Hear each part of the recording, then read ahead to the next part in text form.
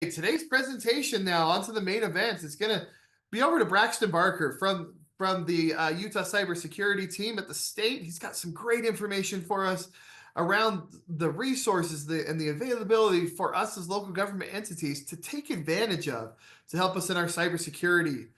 So Braxton, we'll go ahead and throw it on over to you. Awesome. Thank you so much for having me on today. Let me see. Sorry about that. Let me get this right. Presentation here shared. All right. How does that look there, Mike? That's great. Perfect. Well, hey, thanks so much again for having me here today to talk to all of your users out there about the Utah Cyber Center and the local government outreach team that I'm a part of. Again, my name's Braxton Barker, and I'm an information security analyst with the Cyber Center. I've been in this role for close to 2 years now. It's been really fun to get to know all the local governments out there in Utah.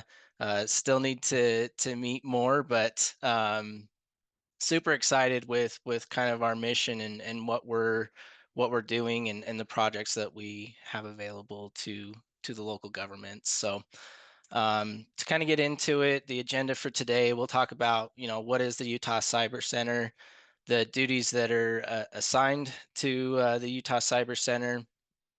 I'll talk about the Utah's Cybersecurity Commission and specifically the team that I'm part of, the government outreach program and resources that are available to you guys, as well as additional resources. And then provide you guys a quick project update for how things are going for our team, and then lastly how to sign up if you're not participating already, and then any questions that you guys have, I'm happy to answer at the end of the presentation. So what is the Utah Cyber Center? So it officially was codified in May of 2024. It's directed by our state Chief Information Security Officer, Philip Bates. And you can see here in this chart at the core of the Utah Cyber Center, we have the Department of Public Safety and the Division of Technology Services. And underneath each of those, like for the Department of Public Safety, we work closely with the State Bureau of Investigation, the Division of Emergency Management, and the Statewide Information and Analysis Center, or SIAC for short. Underneath the Division of Technology Services, we have the Enterprise Security Group, and then the team that I'm part of, the Local Government Outreach. The entities that you see on the outside of this chart are our partners that we work closely with.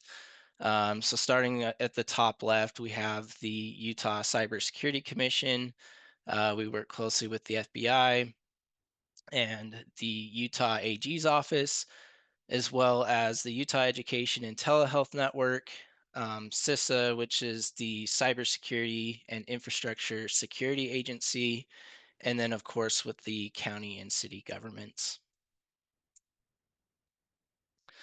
So the duties that were specifically assigned to the Cyber Center at its creation are listed here. So we promote, develop, and share cybersecurity best practices. We have a duty to share cyber threat intelligence. We also receive reports of government data breaches. We are in charge of developing a sharing platform, as well as if you guys ever experience the unfortunate event of a cybersecurity incident, the Cyber Center is here to help respond and assist you guys through that difficult process. So, of course, at your request, we're here and available to help out as needed. We also identify sources of funding for cybersecurity improvements throughout Utah, partner with public, private, and education to increase the state's cyber resilience. And we also assist with developing incident response plans to coordinate with state, federal, local, private entities to manage risks of attack of critical information technology in the state. So the in that chart, in that kind of upper left section, it talked about the Utah Cybersecurity Commission, and just wanted to take a little bit of time and introduce and explain what that commission is and who's a part of it. So, in 2022, House Bill 280 was passed, and that thus created the Cybersecurity Commission. It was created to gather information and share best practices in cybersecurity. The Utah Cyber Center does support the commission, and the commission is chaired by the governor and the public safety commissioner. The members of this commission consist of both government and private sector representatives.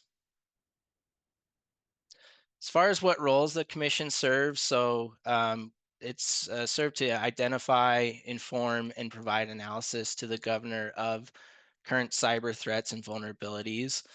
It's also used to identify and share best practices, education, and mitigation strategies.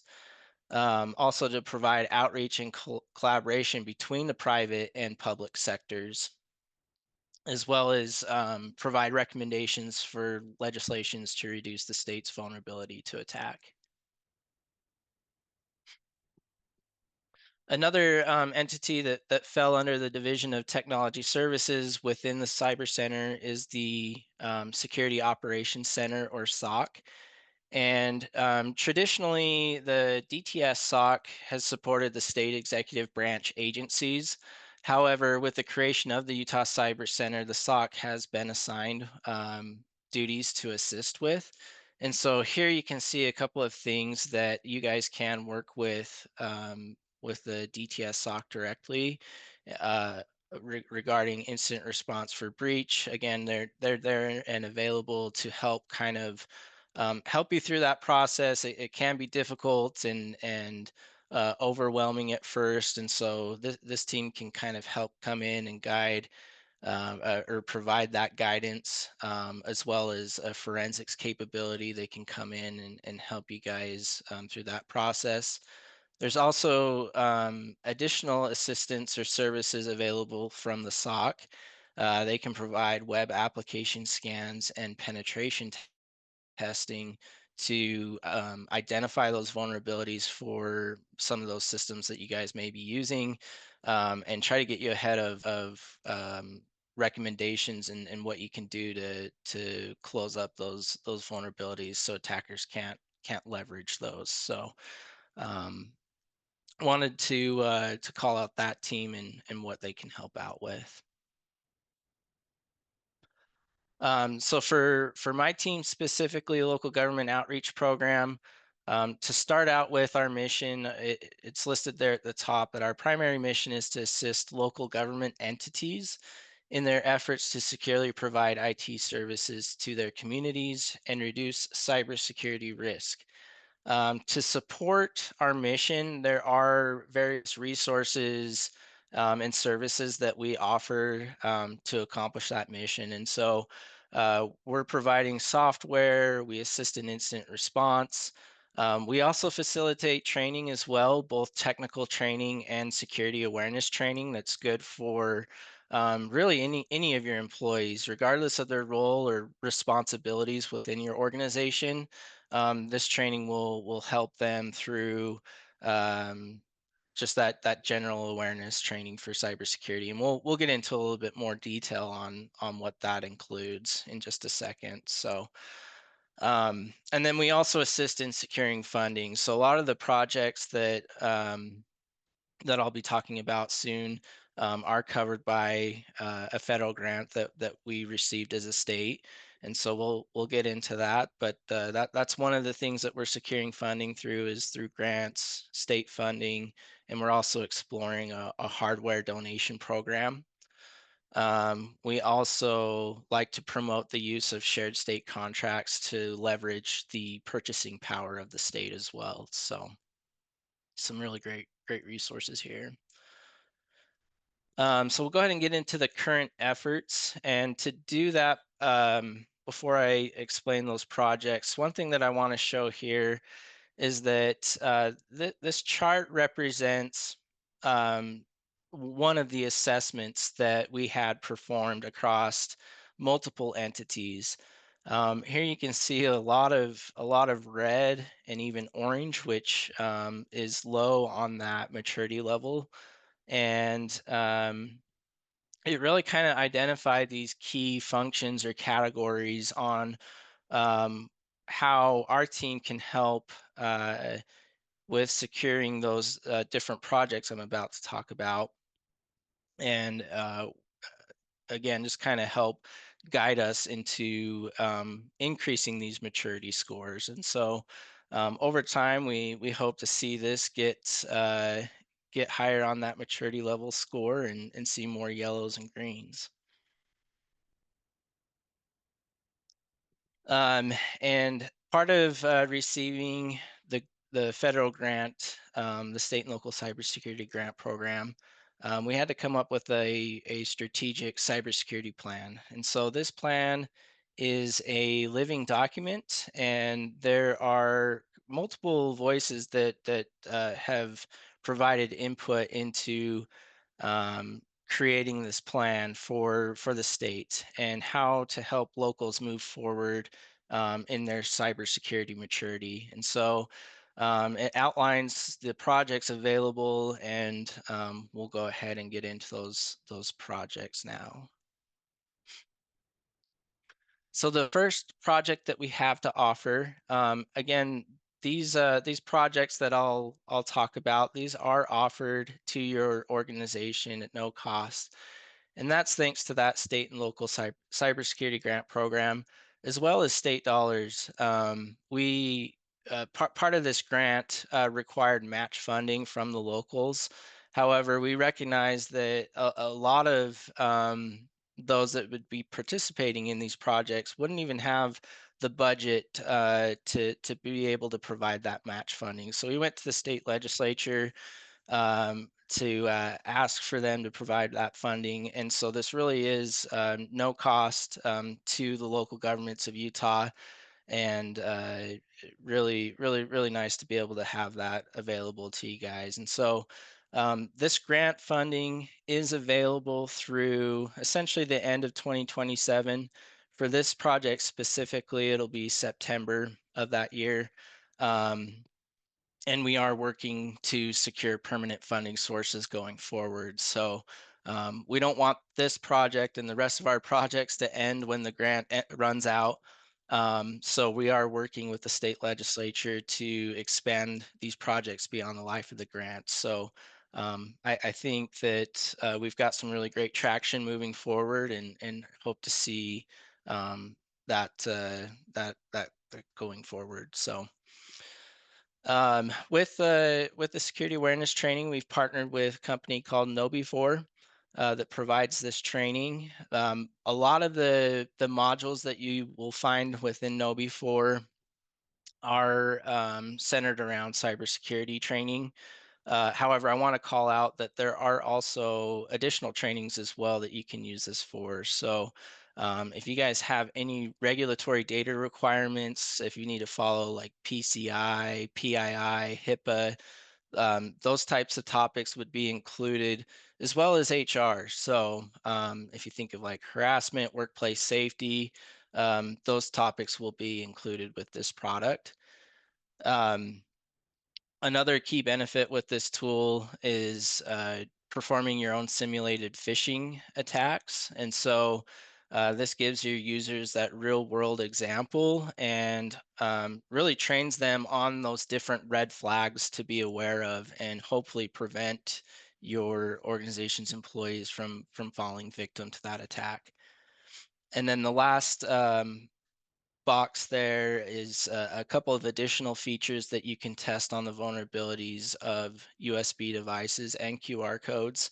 Um, those are often have great uses within organizations, but they're also, um, depending on the attacker, can be leveraged and used to attack organizations as well. So there's some training available on those specific tools and resources there. With this product, it allows us to kind of manage a global training campaign, which is what we've here at the Utah Cyber Center have set up. Um, and this is really geared towards those entities that don't really have the personnel or even the time to develop a security awareness training program. And so to do that, what we're offering from the Cyber Center that you can participate or opt into is we share monthly security messages. So these come in the style of a newsletter style format that your users can read up on different hints and tips on various cybersecurity topics, and really goes well with the next bullet point, which is we have quarterly training campaigns available. And these are video training modules that last anywhere from 8 to 18 minutes. We tried to keep it on the slimmer side so that we're not providing providing too much information. We want people to be able to focus on some important topics, and so some of those things include items such as how to create a strong password, how to stay safe online, mobile device security, recognizing different social engineering tactics and techniques. So that's another thing that we're offering is quarterly training campaigns. And then lastly, we're performing two phishing campaigns. We do those once in April and another in October. And those phishing tests will go to all of your end users. And again, give them the opportunity to see what that looks like in real life and provide that training on what to recognize within a phishing attack. So some really great things that we have available through the Know Before project. The second project that we have to offer is IT professional training. And this training is really intended for those who within your organization perform IT functions. So this is going to be kind of heavier in the technical knowledge, but provides really some good baseline fundamentals on securing um, your accounts or your environment. And so uh, we've partnered with CompTIA. They're one of the leaders in this space of certifications for technology, and we've offered Security Plus courses as well as the Cybersecurity Analyst. And so we've just completed those two courses. We did one in July, one in September, and so we've got some more that we're planning out for 2025. So we'll have additional classes available for you to participate in. These are instructor led by CompTIA employees. They're hosted virtually, so you don't need to travel to anywhere specifically. They are half-day sessions to allow you to continue your regular day-to-day work. And then, of course, you're getting access to learning materials and an exam voucher to go and become certified. So with this training, it is not available to contractors or third parties that may provide your IT services. That is the one caveat with this. So it'd only be available to those that are hired and work for your entity. So just something to keep in mind with that project. The last project that we have to offer is an endpoint protection through Sentinel-1. So if you think of kind of like traditional antivirus products like Windows Defender, Norton, those types of products, this is kind of within that realm, but really a leader in this space and top of the line with advanced technology to help keep your endpoints protected.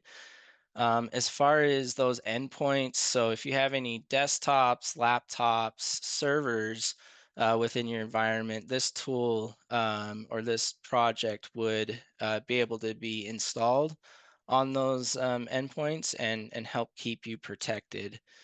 A big advantage of this tool is really kind of that second box, and a lot of the stuff here you'll see is more of the marketing terms for Sentinel One.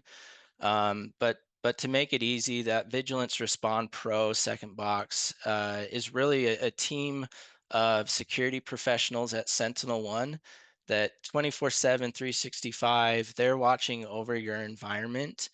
And so, if anything does trigger an alert, you'll have a human be able to review and make sure that they're keeping your endpoints protected within your environment. And so, that was a really nice piece of the overall platform that we wanted to make sure was included, as well as what that vigilance team provides is a digital forensics or incident response retainer.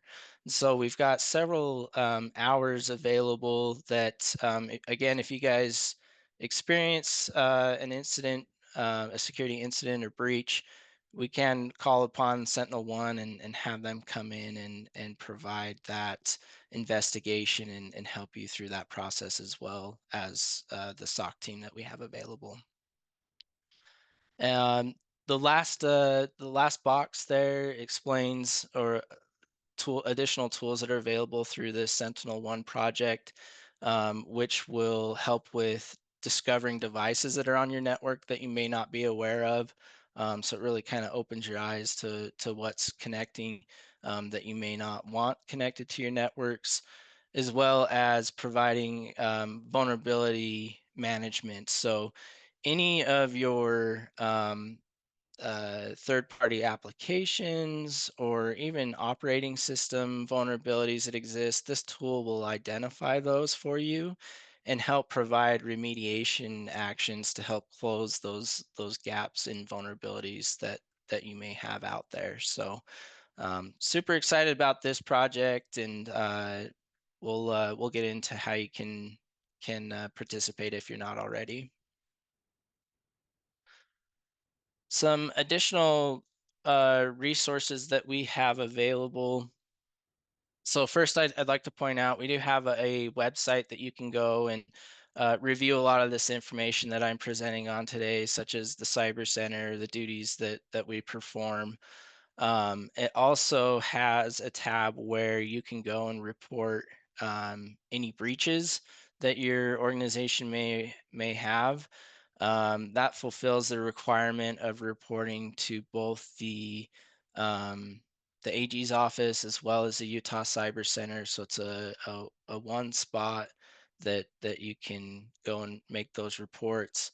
And then you'll also see that we have a bunch of other requests and resources, as well as you can use this website to get in touch with our team.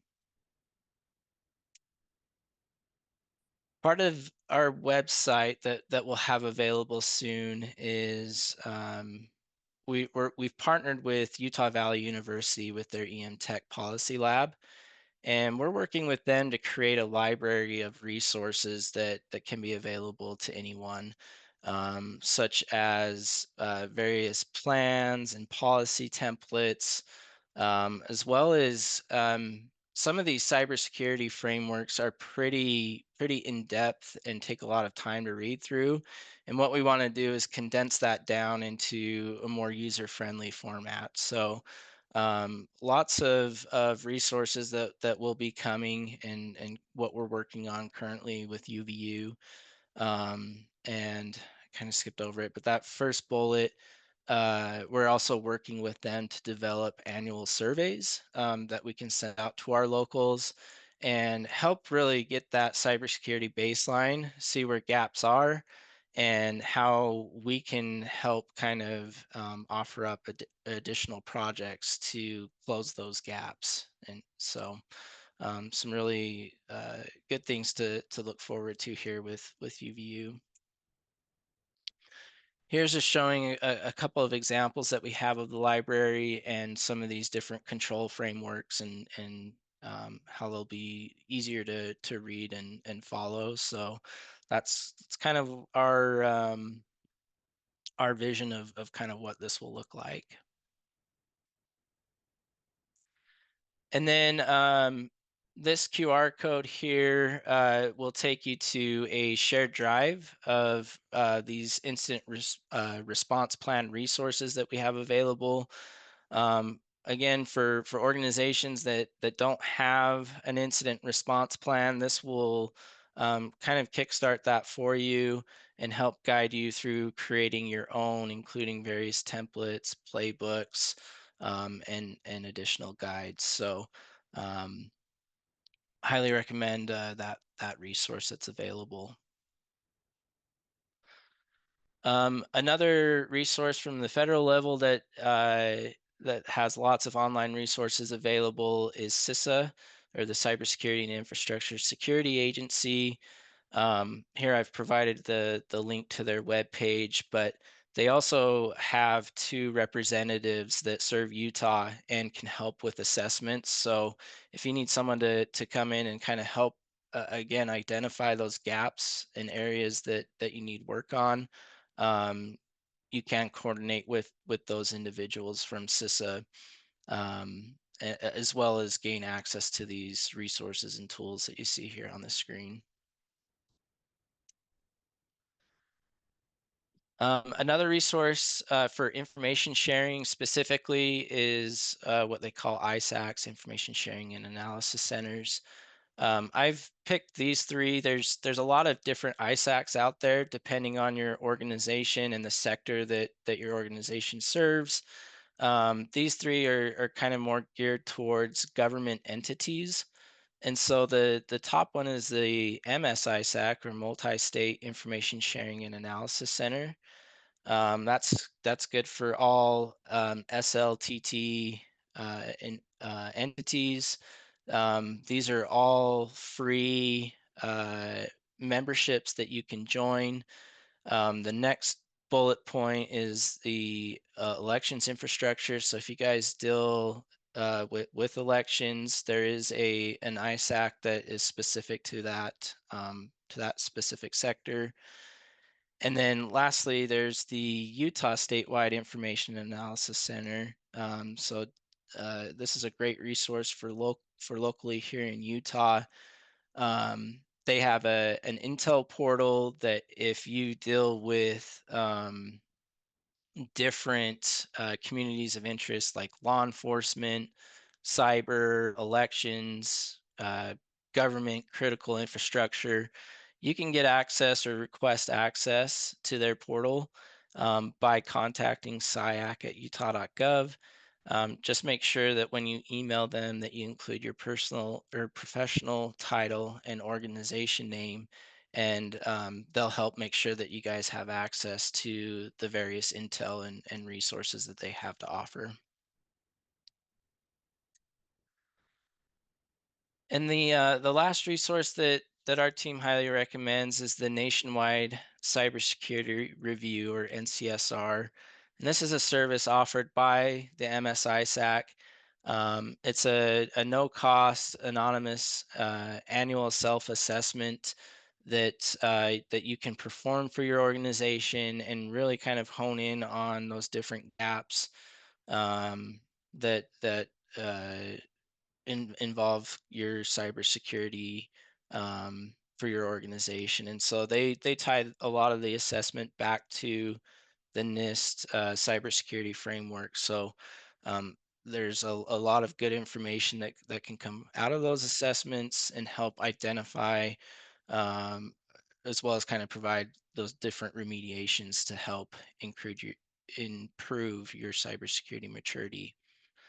Um, as well as or not only does it help with knowing where your maturity lies in cybersecurity, but they also use the results of those reviews and essentially report that back to Congress to help um, improve their programs, and even helps with different grant opportunities as well, like the SLCGP. So definitely recommend that if you guys can participate in that's a really useful review that you can have done for your organization.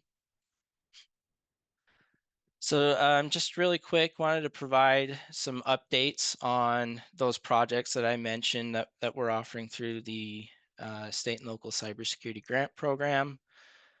For Sentinel One, our endpoint protection project, today we've got a total of 127 accounts, and that breaks out into 22 counties, 85 cities, 20 special service districts, and across all those accounts, we're protecting almost 25,000 endpoints. And we really like to show off this slide because going into year one, our expectation was 10,000 endpoints and maybe 30 to 50 entities. And you can see here that that we've really exceeded that. So we've been really happy with how this project has been received, and super happy with it. So the Know Before training project, 153 accounts, 21 counties, 105 municipalities, and 27 special service district. Again, just goes to show that that this has been well received, and so far the feedback has been pretty positive. People have liked the training modules that Know Before has offered. So another um, great example there. And then with the CompTIA project, to date, we have completed 6 classes and have trained about 150 students. Again, we just conducted our 2024 training, one in July and one in September, and we'll have more to announce for 2025. All right, so how to sign up? If you guys, again, if you guys aren't participating, you can scan this QR code. This goes to a Google form that will ask for just some basic information about your organization and what services or projects that you'd like to participate in. Um, so just a fairly short form to fill out there. Once you complete that form, our team will reach out and be in contact with you. At this time, we're kind of focusing again more on the municipalities, the counties, and select special service districts. We're focusing a lot more on the critical lifeline sectors, so emergency services, water, wastewater, healthcare. Those types of sectors would qualify at this time, but we're hoping to be able to expand that out as our program develops more. So um, that should be, yeah. Questions, if you guys have any, I'm happy to take those now.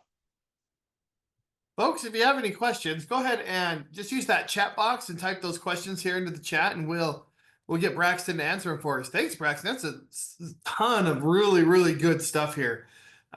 Really appreciate you coming on and telling us about the resources that are available to us. Those QR codes are okay, right? I mean, because before you told us they were phishing attempts, and we could that's how you test us, right? But these ones are good. Exactly. Yeah, yeah. These ones are safe. So you can definitely trust those and get you the resources needed. So, Perfect. but yeah, let me find the Q&A here. I'm gonna stop sharing for just a second Okay. so I can get back. While you're doing that, if I may just ask you a question.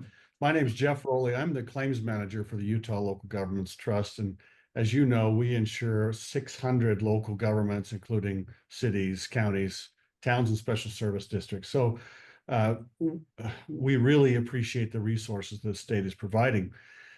As the claims manager, I get to see what happens within these public entities when they have a cyber breach of one sort or another, and how devastating it is.